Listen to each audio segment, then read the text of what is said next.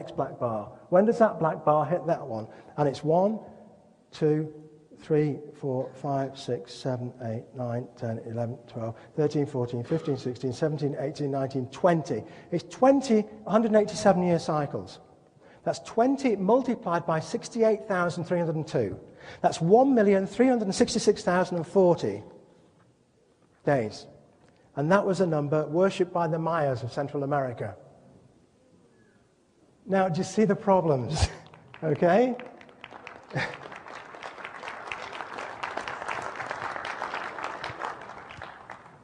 This is a mosaic sun shield from Monte Alban in Mexico. It's a sun shield. It has 4 arrows.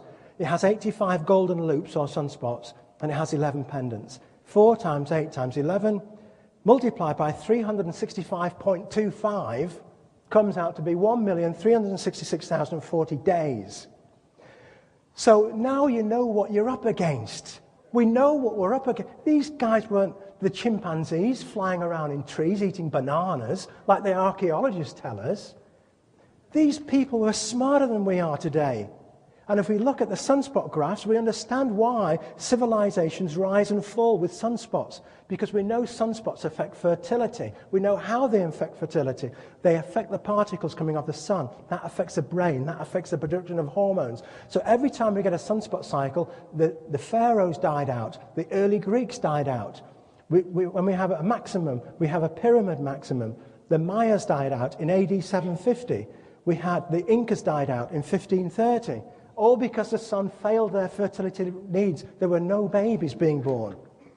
Not only were there no babies being born, but when that magnetic field reverses, when that neutral warp reverses, what happens to the sun? Well, we can see what happens. If the sun's magnetic field goes that way, if it twists on its axis like that, the Earth turns on its axis upside down, and we have a pole shift. Now, of course, that doesn't happen every time. These are magnetically coupled. If that moves that way, that moves that way. If that moves that way, that moves that way. It's like a compass needle. If you've got a compass, it follows the magnetic field of the Earth. So we know the Maya, we know from that mosaic sun shield that the Maya knew the correct number for the sunspot cycle because they encoded it in that mosaic sun shield.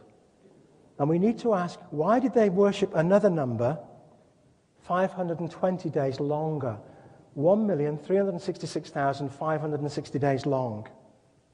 And they measure their calendar from the year 3113 BC. Because they knew in the year 3113 BC, 5,000 years ago, the magnetic field of the sun reversed. They know that. And the planet Venus reversed. The Earth did not reverse because we're further away. But they called it the birth of Venus. And that's why Venus now is rotating upside down. And it's very slow because it used to rotate that way quickly. But when it got turned upside down, it slowed down. One day it will stop and start turning the other way again. So they called it the birth of Venus. But I began to suspect as the books came along. Before we do that, I'll just show you Machu Picchu. Machu Picchu, we all know it's in the sky in Peru. And what you probably haven't seen is that, if you've been there, is that all of the windows are bricked up. There are no windows at Machu Picchu, except in the observatory. All of the windows are blocked up. So why build a window and block it up? Melatonin, the jet lag hormone, is maximum at 3 o'clock in the morning when it's dark. And 2 guys, Pierre Pauly and Riegelson, 2 Americans, doctors, wrote a book in 1999, The Melatonin Miracle. And they said not only does melatonin affect fertility, but electric fields decrease fertility. So if you're in Machu Picchu and you want to get rid of the electric fields, what do? You earth bond all of the stones in the building to short circuit the electrical energy to ground. And this is why all the stones at Tiwanaku in Bolivia and in Peru have these copper straps in the concrete, in the enchased blocks. So during the Inca minimum, they had a sunspot minimum. And when we have sunspot minimums, we have a mini ice age. When we have a mini ice age, we have less evaporation of the water from the oceans. So why didn't everybody in the world die out when we had a sunspot minimum? Because around the equator, around Mexico and Peru, either side of the equator, they had less melatonin and less fertility. It was a sunspot maximum, so we had more X-rays coming off the sun, so we had more spontaneous fetal abortion from the X-rays. X-rays are dangerous if you're pregnant. We had a sunspot minimum, so there was less rain globally, all around the world. But in equatorial regions, it was more crucial. So that the people around the equatorial region had famine as well as drought. Okay, who cares? Who cares? Well, this, as I said, this stuff is very, very important. In 1967, a British biologist, Janet Harker, wanted to know, how does a cockroach know when it's midnight? How can it get out of bed at midnight, run around for 6 hours, and then get tired again and go back to bed? So what she did was, she got a cockroach on an electron microscope, she put it to sleep with a little bit of chloroform, she cut its head off with an electron microscope and a scalpel, she put a grid on top of the cockroach with 100 little grids in it, and she got a little soldering iron, and she burnt a hole in one of the squares and put its head back together. Next day, got up at midnight. Next day, she got a different cockroach, and she burnt out the next square.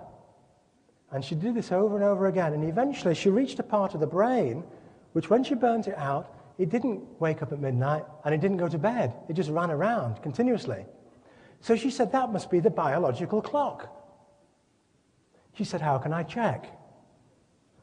So she got an Australian cockroach and she flew one in. And she put his clock in the English cockroach, and she put the English clock in the Australian's cockroach, and they both went to bed at the opposite time. So she said, it must be the clock.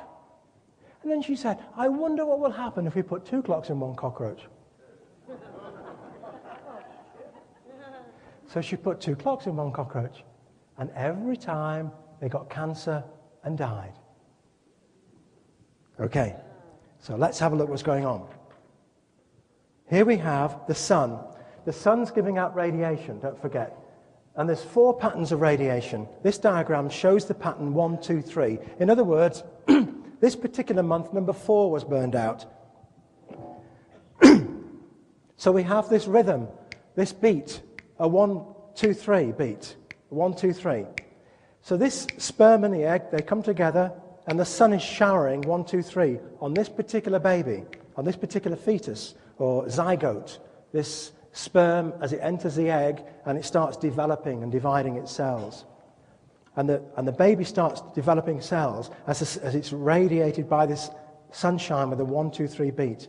The cells grow, the cells divide, more cell growth. The hormone systems develop. The hormones then feed a signal back to the biological clock. And the biological clock says, 1, 2, 3. Good, it's great. And it compares the 1, 2, 3 from the hormone system with a 1, 2, 3 from the sun. And it says, are they together? Yep, great. Okay, the sun goes around again, and the sun says, more cells. So the cells divide, and they go around, and there's no problem, great. And the organism grows a bit bigger, they get more hormones, more cells, and it grows and grows and grows. So we have a parity checker in the brain, the pineal gland, to make sure that they're both, we don't want that. We want them both together, the same code, because we know we've got a healthy baby. What happens if we change the code? Look at this situation. We have the same code coming from the sun, 1, 2, 3, but now you've got a carcinogen coming into the system. Coffee, tobacco, any carcinogen that changes its metabolic rate.